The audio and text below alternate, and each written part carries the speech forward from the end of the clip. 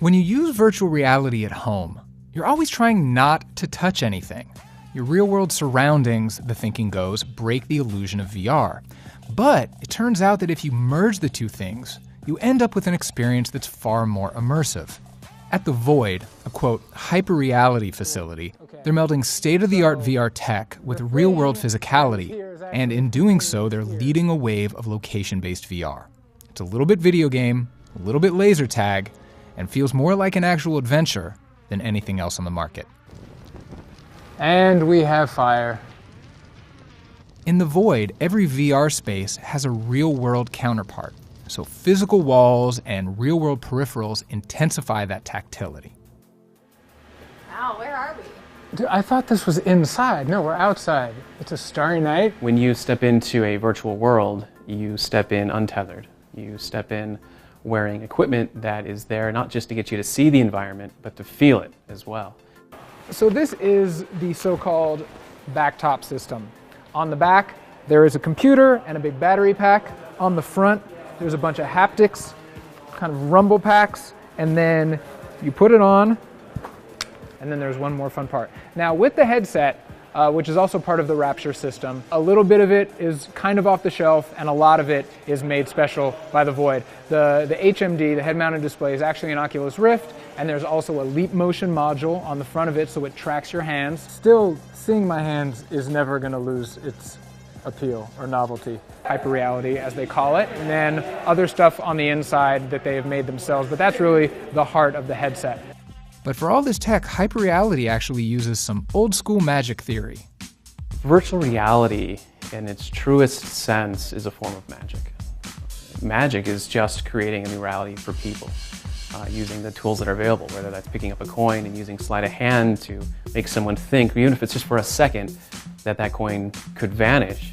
That's a little reality that you were able to create for them. VR is the same way. We're trying to create new realities that people believe in. So it makes sense to use magic principles to take that to its furthest extent and really get people embedded and immersed in these worlds. It's easy to assume that The Void would be in a tech or entertainment hotspot like Seattle or Silicon Valley or Los Angeles.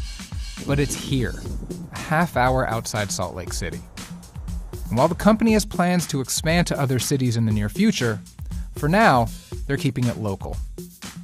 We've learned a lot this year about the process of getting people into the void and out of the void, and the best way to do that, most efficient way to do that. How do we track them as accurately as possible? How do we get them to interact with objects as accurately as possible? How do we represent where their eyes are looking and what their emotions are to the people around them? Because there's so much communication that is nonverbal.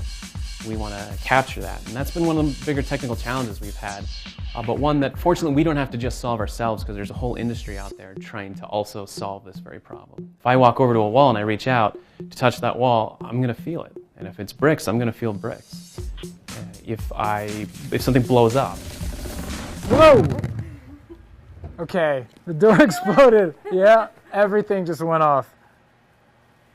That haptic feedback is really something. I'm going to feel the blast of that explosion. If there's fire, I'm going to feel that Wow, heat. it's warm. It's more than just your eyes. Reality is way more than just your eyes. And so we represent all of those things in the void to different degrees. And it's the compilation of these sensory effects that combine together to create a new reality. And then we don't just make a regular reality, we make an impossible reality for you to play in. So I have done a lot of things in virtual reality, but I can't say I've ever done something that brought together so many different types of experiences into a single one, let alone one that was so completely unique. The end result combines elements of video games, movies, and real-world obstacle courses. But the fact that you share the experience with other people makes it more than the sum of its parts. Your partners aren't logged in at computers hundreds of miles away, they're right there with you in the room. And that social aspect sticks with you long after you come out. It's not hard to imagine that this is going to get VR into the hands and onto the faces of many, many, many, many more people than might have tried it otherwise.